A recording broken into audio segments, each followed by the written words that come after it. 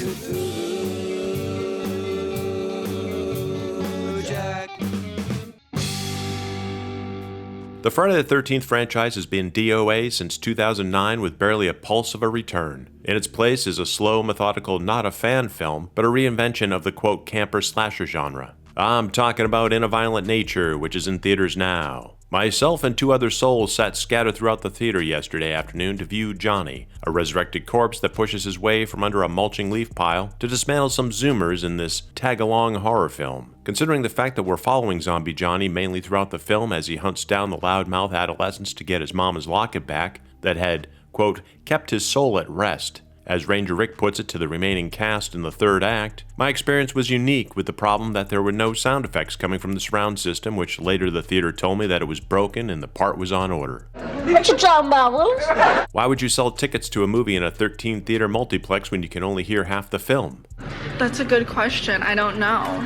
Of course, I was viewing this in Lucky Auditorium 13, so I guess Jason Voorhees cursed me for cheating on him. Needless to say, they hooked me up in the end and apologized. But as I drove home, I was thinking about the experience. Not hearing the first kill was interesting, because I thought it came across as a filmmaking choice. Now let me preface that I enjoy experimental films probably more than your average bird, so I just went with it, and frankly it led to an interesting viewing. I could of course hear the cringy camper dialogue all too well, but when the kills happened it was dead silence. It seemed to come across as almost being in the head of the killer. We never get a good look of Johnny until one of the Zoomers decides to be a peckerhead and tosses his keys into the woods, which lands ironically at the foot of Johnny. His backstory is explained earlier around a campfire by a Zoomer who is listening to a portable cassette player. Yes, this film does take place in this day and age. I enjoyed moments of this film. For one, no cultists, no kids raising a dead entity by ways of electricity or pissing on a grave.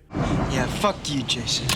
Been there, done that. Just Johnny's mother's locket taken away, which causes him to stir. Most of the dialogue happens off-screen or in various locations where Johnny is stalking, but no real cutbacks to the characters, which is an interesting touch. The kills themselves were all pretty cool with two standouts. I know many will point to the yoga girl, which was pretty wild to say the least. For me, the wood splitter scene was a nice added touch, especially since the camera never cuts away, no pun intended, from an obviously still alive victim who meets their demise eventually. The Zoomers are all not the most likable or even that bright it seems. So when Johnny starts eradicating them, they just become gore art fodder for the audience. Even when Ranger Rick fills in the blanks on what Johnny is after, the remaining two characters don't have the smartest plan in place and, well, I'll leave it there. This may be a bit of a slow film for some since it primarily relies on atmosphere and long takes for the most part. There is no musical score, so you're listening to the open-air ambiance, which adds to the slogging pace. This would have been a killer 30-minute short, not certain why they thought this would make a good theatrical release. With the survival of a quote final girl whose lackluster personality we never really get to know, except that maybe she cheated on her now deceased boyfriend, drags out the final moments to an absolute crawl. You honestly couldn't care less if she made it or not. I miss you, Amy Steele.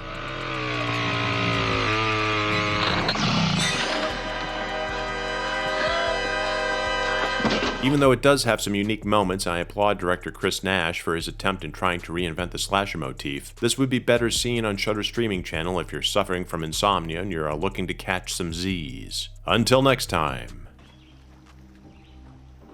So click links below to be notified. Many thanks for the support, and Hail Cthulhu!